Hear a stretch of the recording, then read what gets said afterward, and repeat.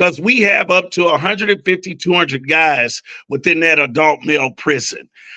The main thing that I've dealt with, and I'm just praying to the Lord about what he wants me to do, but it all starts with the mind of most of them and the unresolved traumas and particular triggers that lead them to the addiction. But what they're looking for is relief through a source that it will never get them to the relief. But once I can get them to change the mindset, what I've noticed is that once I can break them out of that stinking thinking and the skepticism, the unbelief, or that very thing, that oppression that drives them to, whether it be smoke cigarettes, drink alcohol, smoke drugs, do cocaine, whatever it is, we have seen the Lord deliver some of them powerfully, strongly. And the main spirit that the chief of that spirit is what we call pharmakia. It's a medication by magic spirit, even it's associated with sickness. They're self-medicating, and it's referred to as medication by magic. Many of them broke free from that once we was able to get their going, ask the Holy Spirit to deal with their mind, and then go after those unresolved issues within that heart, within that spirit, the brokenness.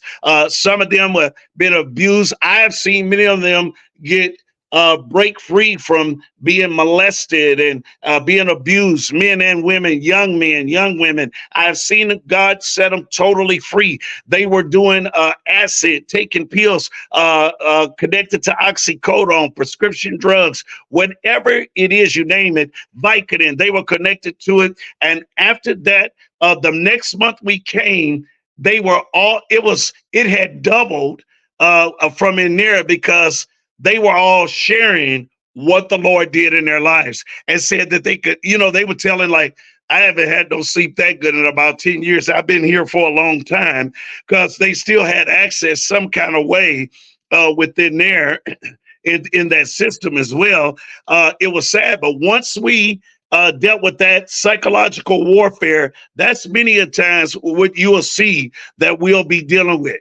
Some of them will escape, because all they can see, even if I'm in there talking to them, you're going to see they're going to escape. Their attention is going to be real short, because they're only thinking about the pain and the next fix or next way that they could try to get some form of, relief.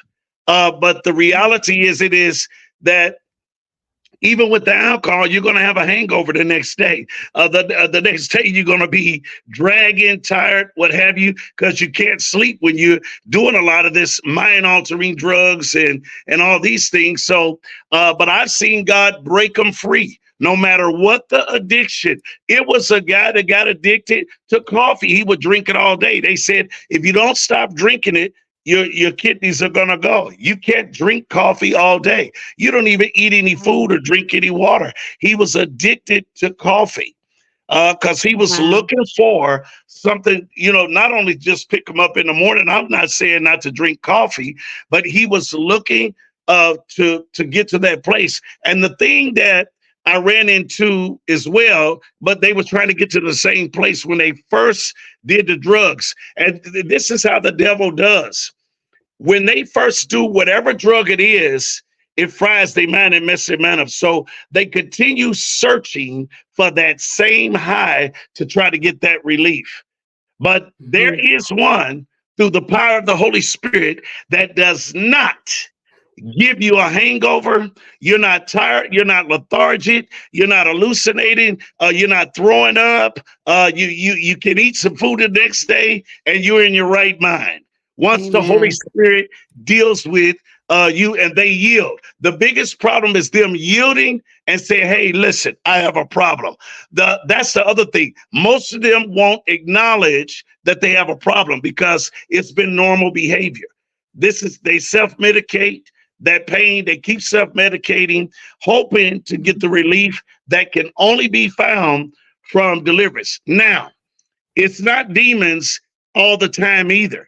Some of it is just bad character. Some of it is lack of self-control and discipline.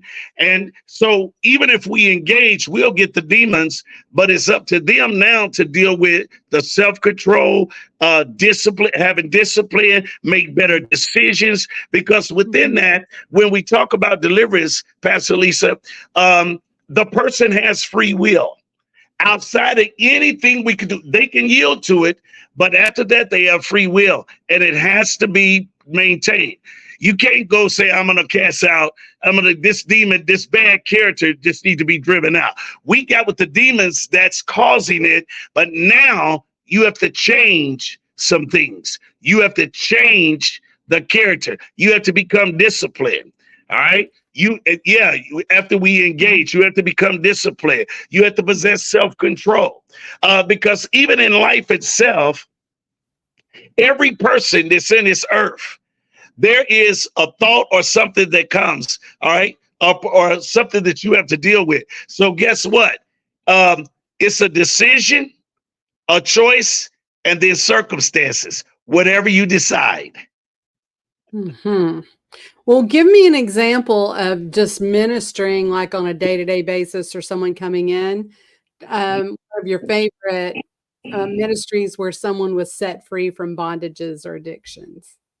That came into the ministry?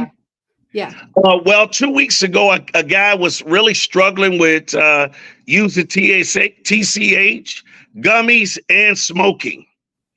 After we prayed for him, are you listening? Well, but first we had a conversation with him because we wanted to get to the root of the problem. The root of the problem is that he was put out at a young age. And he had to kind of fend for himself and was no stability. There were some things going on with him that, of course, it put him into the streets. So he looked to, comfort himself, but what it did was put him in bondage. And that devil was so mad. I thought, to be honest, I thought I was going to have to climb over to my desk, or put this, in a headlock to get this thing out. But guess what happened? He came over from Michigan. He was from Michigan. I can't say his name, of course.